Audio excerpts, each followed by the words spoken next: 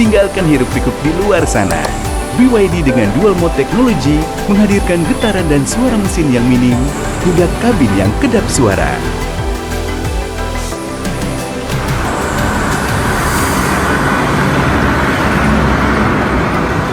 Senyapnya menenangkan, menjaga kedamaian hingga sampai di tujuan. Viewless, feel more.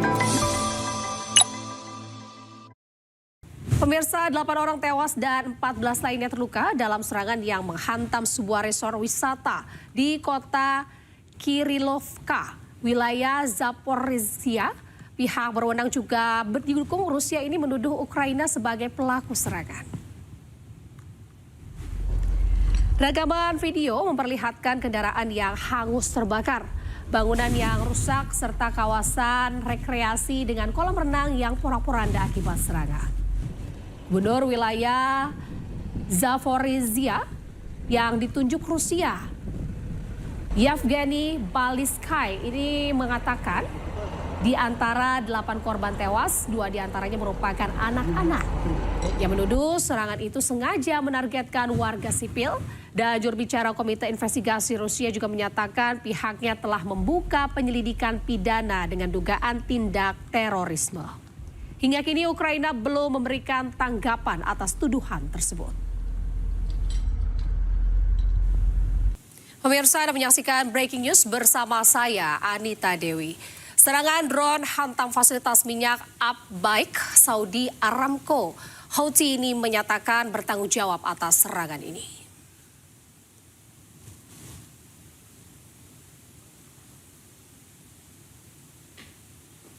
Fasilitas pengolahan minyak terbesar di dunia milik Arab Saudi, Aramco, di Abhaik dihantam drone Senin siang. Arab Saudi menuduh milisi pro-Iran yang beroperasi di Irak sebagai pelaku serangan. Sementara secara terpisah, Houthi mengklaim bertanggung jawab atas serangan ini. Serangan drone ini memicu kebakaran hebat yang terlihat hingga citra satelit NASA. Abhaik merupakan pabrik stabilisasi minyak mentah terbesar di dunia yang memproses sekitar 5 hingga 7% pasokan minyak global. Serangan ini menambah tekanan terhadap minyak global. Pemirsa, Amerika Serikat dan Iran ini saling menahan serangan. Kedua negara ini atur strategi dan bersiap negosiasi untuk akhir perang.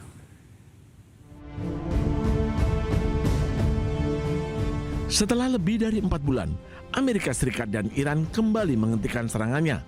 Kedua negara merancang strategi baru. Meski berhenti, namun perang psikologi masih berlanjut. Iran kerap menampilkan perkembangan senjatanya ke media sosial. Sementara Amerika Serikat terus menekan kapal-kapal yang keluar masuk dari pelabuhan Iran. Kondisi di Selat Hormuz pun masih panas. Kapal-kapal masih mengantre untuk bisa melintas. Presiden Amerika Serikat Donald Trump menyebut Iran mengajak Amerika Serikat untuk negosiasi.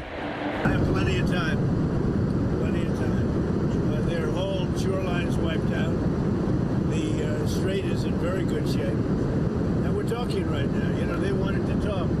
The people said, please don't shoot last night, the night before, 2 nights. Don't do it. You know, we're having good talks. So we'll see what happens. I think there's a good chance that something could happen.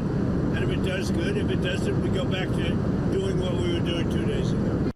Meski kedua negara hentikan sementara serangan, namun konflik meluas. Kelompok Houthi di Yaman terus menyerang sejumlah fasilitas milik Arab Saudi. Houthi beralasan serangan adalah balasan atas serangan Arab Saudi ke bandara mereka di Yaman. Tak hanya itu, Iran juga menuduh Ukraina menyerang kapal miliknya di Laut Kaspia. Sementara itu pemirsa, Iran membantah negosiasi dengan Amerika Serikat. Iran juga menyebut saat ini Iran hanya bernegosiasi dengan Oman. مذاکره‌ای در حال حاضر با آمریکا نداریم. مذاکراتی که ما داریم و گاهن ممکن هست که تفسیرهای متفاوتی ازش بشه همون مذاکراتی است که با عمان داریم، متمرکز بر ایجاد تمهیدات لازم در رابطه با تنگه هرمز. در حال حاضر اون چیزی که وجود داره شما نمیتونید اسمش رو آتش بس بگذارید. این که در چند روز گذشته فضا آرامتر بوده، خب نتیجه تدبیر نیروهای مسلح جمهوری اسلامی ایران بوده که همواره با چشمانی باز مراقب هستند و قطعاً هر اقدامی که از طرف آمریکا صورت بگیره حتما با پاسخ متقابل و قاطع ما مواجه خواهد شد، کما اینکه در این 2-3 هفته شاهدش بودید. زمانی که طرف مقابل مشغول اقدامات ایذایی و تجاوز علیه ایران هست، تمرکز ما بر دفاع هست. این مواردی که گفته شده، بله میانجی‌ها ممکن هست پیام‌هایی را از طرف آمریکایی به ما منتقل بکنن در مورد تحولات جاری در منطقه، ولی در حال حاضر ما هیچ مذاکره‌ای با طرف آمریکایی نداریم. Pemirsa, Perdana Menteri Israel Benjamin Netanyahu akan kembali bertemu dengan Presiden Amerika Serikat Donald Trump. Rencananya pertemuan ini akan digelar di Gedung Putih, Washington. Fallen concrete that's very dangerous. Perdana Menteri Israel Benjamin Netanyahu dijadwalkan bertemu Presiden Amerika Serikat Donald Trump. Pertemuan akan digelar di Gedung Putih, Washington hari ini waktu setempat. Rencananya pertemuan akan berfokus pada perkembangan perang dengan Iran, konflik Gaza hingga isu keamanan di Timur Tengah. Netanyahu yang berangkat Senin kemarin menyebut menantikan pertemuannya dengan sahabat dekatnya Donald Trump. They instead can occupy all of a beautiful area with אני homes. בדרכי לוושינגטון לפגישה עם ידידנו נשיא ארצות הברית דונלד טראמפ. זו הפגישה השמינית שלי איתו מאז שהוא נבחר לנשיא בקדנציה השנייה שלו. יותר מכל מנהיג בינלאומי אחר, זו זכות גדולה, אבל זו גם אחריות גדולה. מניסיוני כראש הממשלה, צריך לפעול בזמנים המורכבים האלה גם בנחישות גדולה וגם בתבונה גדולה. אנחנו נדון בכל הנושאים שעל הפרק, בראשם איראן, וכמובן שהמטרה שלנו היא לשמור על ביטחוננו וגם להרחיב את מעגל השלום סביבנו. אני יוצא לשליחות הזאת עם מטרה אחת ברורה, להבטיח את ביטחונה, עוצמתה ועתידה של מדינת ישראל היקרה שלנו.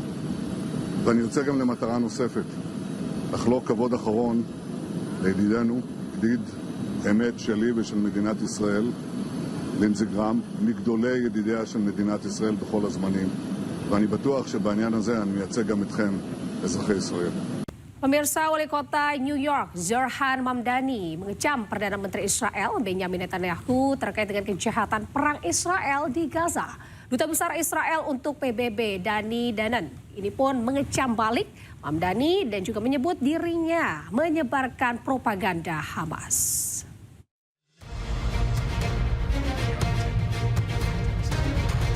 Wali Kota New York Zohran Mamdani mengunggah video terbaru yang mengecam Perdana Menteri Israel Benjamin Netanyahu. Melalui akun media sosialnya, ia menegaskan bahwa Netanyahu adalah penjahat perang yang harus ditangkap dan diadili. Menurutnya, Netanyahu telah bertanggung jawab terhadap pembunuhan puluhan ribu orang termasuk perempuan dan anak-anak. Benjamin Netanyahu is a war criminal, the architect of a horrific genocide against the Palestinian people. He is responsible for the killing of more than 73,000 people, for the maiming of tens of thousands of children, as those who survive undergo amputation without anesthesia. Anyone with their eyes, with their heart, with their conscience should recognize the devastation he has wrought and understand that he belongs before a court of law. As I've said, I agree with the ICC that Benjamin Netanyahu should be arrested and tried for his crimes, as I do for anyone else charged by the ICC. Pernyataan Mamdani muncul jelang kemungkinan kunjungan Netanyahu ke New York untuk menghadiri sidang umum PBB pada akhir tahun ini. Meski begitu, Mamdani mengakui bahwa dirinya tidak memiliki wewenang hukum untuk menangkap Netanyahu apabila ia berkunjung ke kota New York. Namun ia telah menyerukan agar pemerintah federal Amerika Serikat bergabung dengan Mahkamah Pidana Internasional dan melaksanakan surat perintah penangkapan Netanyahu. Sementara itu, Duta Besar Israel untuk PBB Dani Danon mengecam balik pernyataan Mamdani. Ia mengatakan bahwa orang yang seharusnya ditangkap bukanlah Netanyahu, melainkan Mamdani. Danon juga menyindir bahwa tugas Mamdani adalah melayani warga New York, bukan menyebarkan propaganda Hamas. The person who should be arrested is not our Prime Minister, is you, Mr. Mamdani. Sebelumnya, Mahkamah Pidana Internasional mengeluarkan surat perintah penangkapan Netanyahu dan sejumlah pejabat Israel lainnya pada tahun 2024. Perintah tersebut dikeluarkan karena mereka melakukan kejahatan perang terkait operasi militer Israel di Gaza pada Oktober 2023.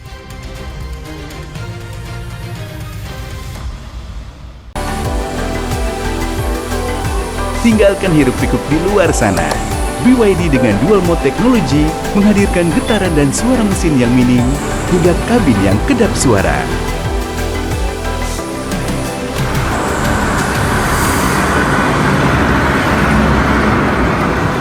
Senyapnya menenangkan, menjaga kedamaian hingga sampai di tujuan. Feel less, feel more.